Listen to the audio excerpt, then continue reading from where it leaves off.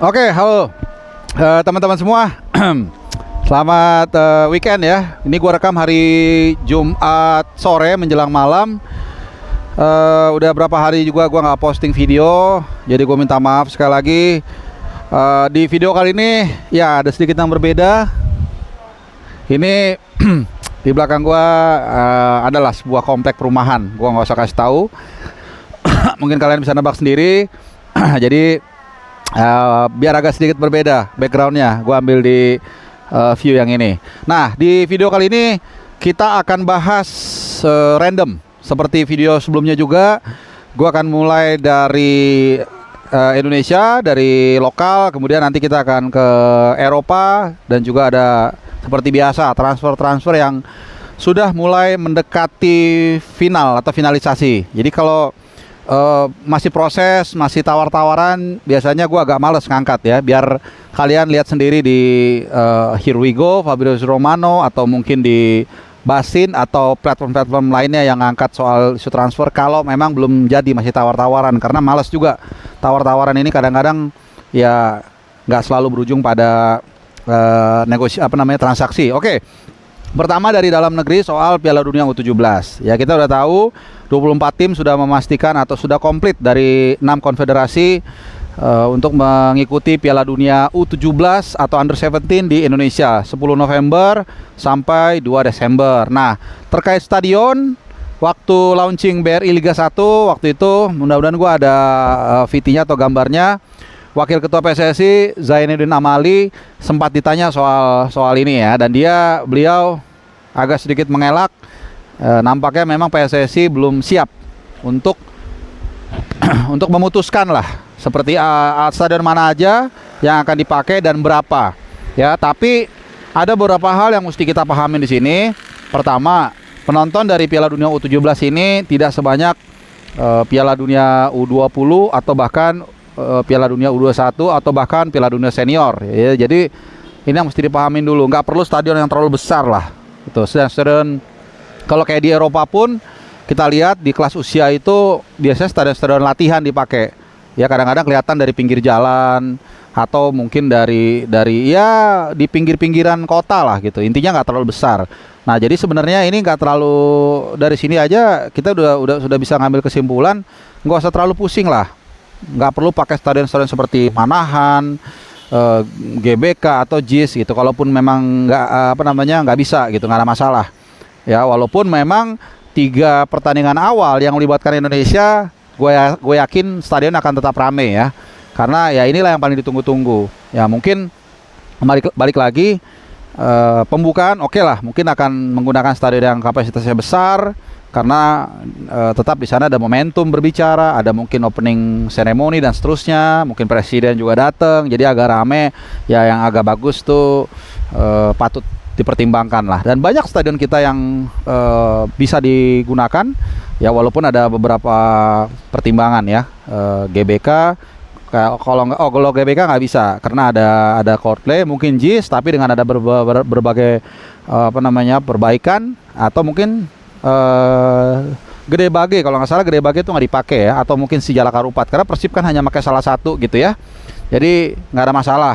Nah, sedangkan stadion sisanya ya bisa dipilah-pilah. Mungkin Stadion Madia bisa menjadi salah satu venue ya, bahkan juga gua nggak tahu, mungkin cuma Bojonegoro tapi harus dibagusin dulu kali ya gitu, karena Manahan, Gelora Bung Tomo, kemudian apalagi Jakabaring itu kan nanti kalau nggak salah akan dipakai untuk Persebaya, untuk Persis Solo, dan juga untuk Sriwijaya FC ya. Jadi mudah-mudahan PSSI bisa secepatnya memutuskan stadion yang akan digunakan di Piala Dunia U17. Itu yang pertama. Yang kedua, kita akan ke Eropa. Nah, ada beberapa isu transfer yang akan gua update di sini, dan seperti apa nanti implikasinya. Pertama, Mason Mount kita semua udah tahu, kalau nggak salah tuh dia sekitar 60 juta ya ditransfer dari Chelsea ke MU. Menurut gua ini adalah transfer yang sangat positif ya. Pertama tentunya dia punya skill, punya pengalaman juga juara Liga Champions bersama Chelsea 2021. Kemudian juga orang Inggris, semua ini tentu menjadi faktor positif ya, faktor advantage buat Mason Mount. Ya, kalau dibilang perlu nggak perlu, sebenarnya ini juga bagian investasi, karena kita lihat dia punya potensi untuk mengcover atau menjadi suksesornya Christian Eriksen yang kita nggak tahu berapa lama lagi dia bisa bermain, karena tetap kita mesti ingat di jantungnya itu ada alat mekanikal tertentu ya, kita semua tahu, yang tentunya kita juga nggak bisa prediksi selama apa dia bisa bermain di level tertinggi. Dan juga untuk pelapis atau juga kalau memang Bruno Fernandes tidak bisa atau dijual atau apalah gitu ya, intinya dia banyak fungsinya lah gitu. Jadi ya good deal, walaupun concern utamanya Erik ten Hag adalah posisi penjaga gawang. Nah sebenarnya gue banyak yang sebenarnya gue kurang setuju dengan kengototan Erik ten Hag mendatangkan Onana. Ya semua orang ya FOMO mengatakan bahwa Onana ini bagus karena tipikal kiper modern, kiper yang bisa build up segala macem. Sebenarnya itu ya penting gak penting sih sebenarnya. Artinya gue percaya kalau bola itu adalah permainan kolektivitas. Semakin banyak terlibat banyak orang dalam suatu permainan, dalam suatu olahraga, itu yang lebih dipentingkan sebenarnya bukan skill individu, tapi bagaimana dia bisa bekerja sebagai tim.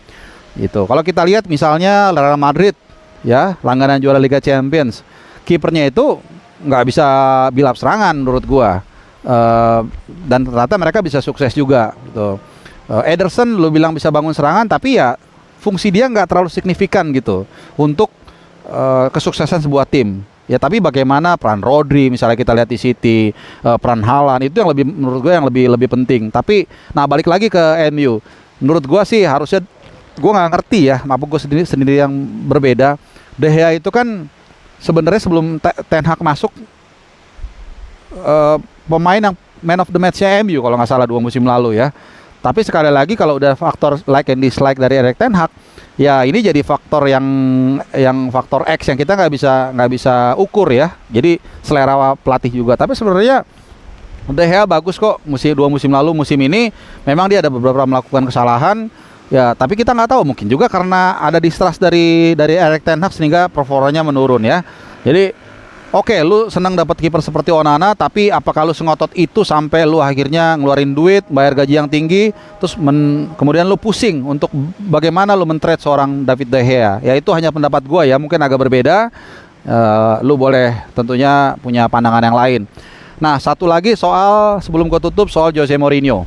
Nah ini terus terang, gue adalah orang yang sangat respect, yang gue sangat menghargai dan menghormati sikap seorang Jose Mourinho. Jadi kalau lu dengar ada yang menganggap orang itu hanya dinilai dari uang, soal uang, cuan-cuan, tidak semua. Buktinya Jose Mourinho bukan Jose ya. Ketika ada tawaran berlipat-lipat dari yang diterima dari AS Roma, ternyata dia menolak itu. Jadi kalau dibilang Mourinho udah habis, buktinya klub-klub Arab yang saat ini jor-joran membeli pemain terbaik, Benzema udah ke sana, N'Golo Kante udah di sana, Ronaldo juga. Jose Mourinho menolak itu. Artinya apa? Artinya ketika dia mengatakan dia cinta dengan AS Roma, dia sangat bahagia di AS Roma. Kalau ada yang mengatakan itu hanya alasan dia karena sudah turun, itu dibuktikan dengan penolakan dia ke duit Saudi. Ini satu sikap yang luar biasa, dan gua rasa gua sebagai Romanisti dan kalian juga kalau Romanisti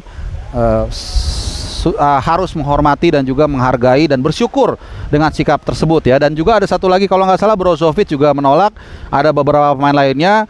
Jadi sekali lagi jangan samakan sikap lu dengan mengasosiasikan dengan sikap orang lain. Kalau lu mata duitan bukan berarti orang lain mata duitan. Tidak semua seperti itu. Tapi sekali lagi hak juga seperti Benzema dan Ronaldo pindah ke sana. Ya kalau mereka ingin kurang dengan apa yang dia dapat ataupun motivasi apapun itu. Seperti ketika kalau nggak salah Koulibaly mengatakan motivasi saya adalah duit, jangan munafik, ya nggak apa-apa juga gitu. Kalau itu yang gue bilang pilihan masing-masing. Tapi yang jelas diantara sikap-sikap umum yang ada orang yang punya integritas, yang bukan integritas, yang punya karakter, yang punya pilihan yang juga kita harus hargai. Jadi mungkin itu dulu update dari gua, nggak usah terlalu lama. Nanti gua akan bikin video dalam waktu dekat lagi, isu-isu terbaru, dan ya mudah-mudahan ini bisa bermanfaat buat kalian, dan mudah-mudahan juga background yang keren. Tadinya gue mau ngambil agak siangan, tapi gue ngobrol dengan dengan kue Turki lah, gue bilang gitu ya, seorang temen lama, akhirnya malah dapatnya malam dan ternyata lebih keren malah. Mungkin kalau tadi sore agak backlight, sekarang jadi keren, dan mungkin gue beberapa hari beberapa video berikutnya gue akan ngambil di sini biar agak sedikit beda variasi. Oke, terima kasih buat kalian semua, semoga bermanfaat dan selamat weekend atau happy weekend.